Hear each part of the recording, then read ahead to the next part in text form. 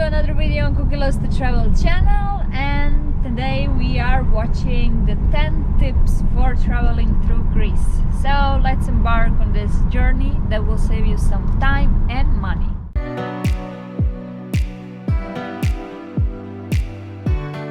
First tip, tolls. Tolls are very expensive here in Greece. I had no idea, we had no idea, but in the end when we calculated, just like 180, 250, 3 euros, you know, it just collects and you in the end spend like maybe 100 euros if you are driving too much around the areas here in the mainland of Greece. So my tip is, this was our mistake. In the beginning we were choosing all the roads that are with tolls because of course they are much better, they're mostly new and the roads are much easier. Also you get faster to your destination, but of course it costs. So my advice is, if you see that it's not a huge difference, in the time duration of your trip to your destination, choose the ones without tolls that are free of charge. And you can usually check that if you watching Google Maps, you just select the road, because usually Google Maps is showing you at least 2 ways to get to your destination, and usually there will be 2 ones, one with tolls and one without, and you can always choose the one without. Sometimes you will get only with tolls and then you have to pay. Of course, paying tolls and these roads are having its advantages. You get faster to your destination, you have all these stops, toilets, water, free water usually, the traffic is different, you have more tracks and places to choose that are, much faster and much easier to drive on. But of course, if you want to save some money, not time, you choose the roads with no tolls. And one important thing, you are saving the gas if you're going on the roads with tolls, and you're spending more gas if you're driving on the roads with no tolls. So that's maybe also an important thing to mention. So if you calculate, maybe it's not a big difference, but it's good to know. Tip number 2, I think this is the same in like every country, not just Greece, but anyway, it's good to mention. Of course, if you eat outside of the city center, if you choose villages and places off the beaten path, then you can find these tavernas, which are traditional Greek restaurants, and there you can eat for cheaper prices.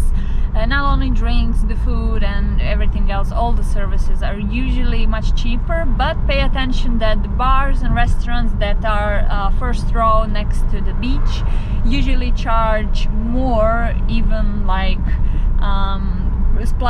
prices similar to the prices in the city center.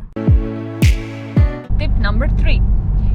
Greece is big on cash, so I recommend you to have cash always with yourself, because in many situations you won't be able to pay with card.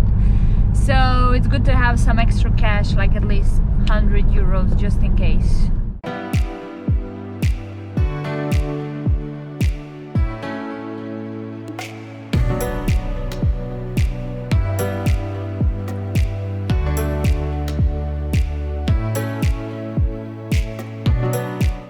Number 4, be careful where are you going with your car, especially if you rent one or if you're going with your car, doesn't matter. If you're choosing the off the beaten path places like beaches that are just further away from civilization, the roads won't be so great and you might get stuck, and it's good to either have a good car like a Jeep 4x4 or something like that, or just park prior to your destination and just walk. Sometimes you'll need to walk for like half an hour more or less, and it's better to do that than to stuck and call for help, wait for help, especially if you don't have enough food and water, you can get stuck for hours. So that's, I think, also the great tip, because it happened to us once, but luckily it took us like 10-15 minutes until we got out, and it was not very comfortable, so try to avoid that. Tip number 5, avoid the high peak season, because the prices are higher, there are many crowds, and it's better to just avoid that. You will have more peace, the beaches will be entirely yours, especially the ones that are further away from Athens and the bigger cities.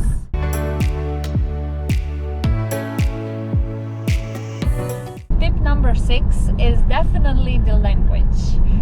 It's better to know at least a few Greek words. I mean, of course, wherever you go, it's good to know, like good morning, good afternoon, kalispera, I think, yamas, which is cheers, thank you, evcharisto, and things like that, because not many people, Greek people, are speaking English, especially elderly people and people outside of the city center, Athens, Thessaloniki, and so on. So it's good to know something. I mean, people are very generous here. They will always try to help you in any way. And I think the smile is the best way to communicate, but unfortunately it's not always enough. But of course, if you have hands and your gestures and mimics, you can always kind of communicate. But don't worry, people will help you. It's just one tip that can help you a lot, especially if you want to bond with locals and, communicate more and things like that.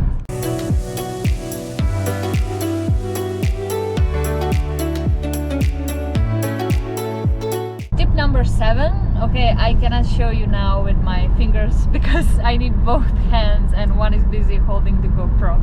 Anyway, tip number 7 is related to parking spots in Athens and outside of the Athens. Outside of the Athens is easy to park, it's usually free, but if you're going to the city center Athens, it will be a bit tricky.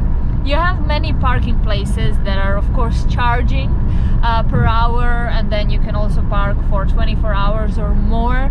The prices are going from €5 per hour and then they're climbing up, so we paid once 12 euros per 24 hours. If you are staying at hotels, it's usually free. If it's, bigger, better hotel, they have their own parking place. But I advise you to always park on a parking spot, because you can get a fine and they're not so cheap. But of course, if you want to park for free, you can do it outside of the Athens place near the harbor.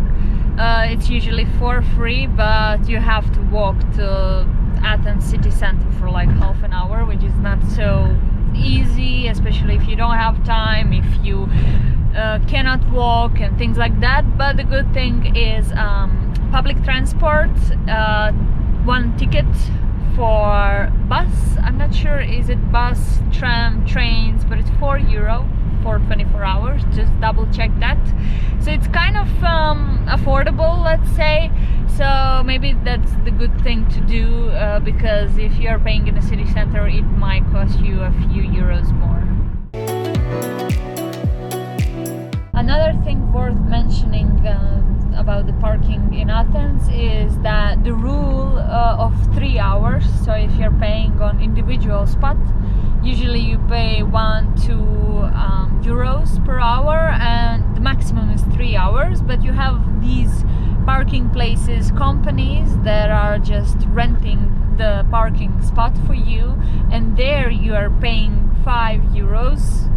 This is like the minimum price for 1 hour, and then each new hour is usually charged either 50 cents or €1 or more, and there you can leave your car for 24 hours or more, and it's just a safe place where you can put your car and avoid the fine.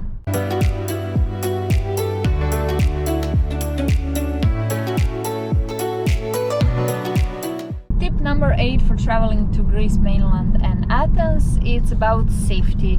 I mean, in general, Greece is very safe country, but in the past few years, many immigrants came to live in Greece, especially Athens, and of course, the city got bigger, and you have more pickpockets and small thefts. So it's great to take care of your belongings as well, to have some travel insurance. That's always a good idea no matter where you go. I was actually surprised to see how many homeless people are there in Athens. There are many, and people are trying to earn their money in many ways, and you will often see people cleaning your windows on traffic lights. There are so many. I think I only saw that much people in Spain and not in any other country. So it's one good tip that can, help you to be safe. Better to be safe than sorry.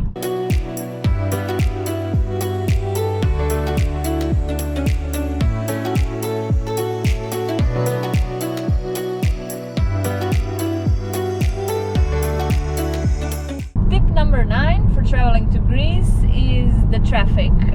You have to know that traffic in Greece is hectic, especially if you're going to the Athens. I'm a new driver. I have my driving license for like a month, and I tried to drive here in the city center. It was crazy. I was very stressed.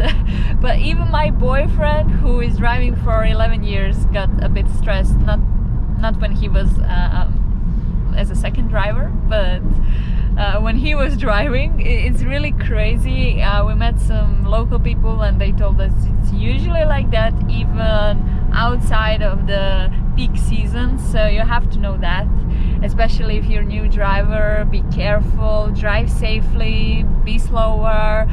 There are many motorcycles, these delivering companies and workers on motorcycles. They're just driving everywhere. They're passing in your line and getting in front from all the sides, and it's really crazy. Beware that you might lose some time if you're trying to get with your vehicle in the city center. And please do it safely and slowly, because Greek drivers are good drivers, but they're usually like wild drivers, and that can be really scary and crazy.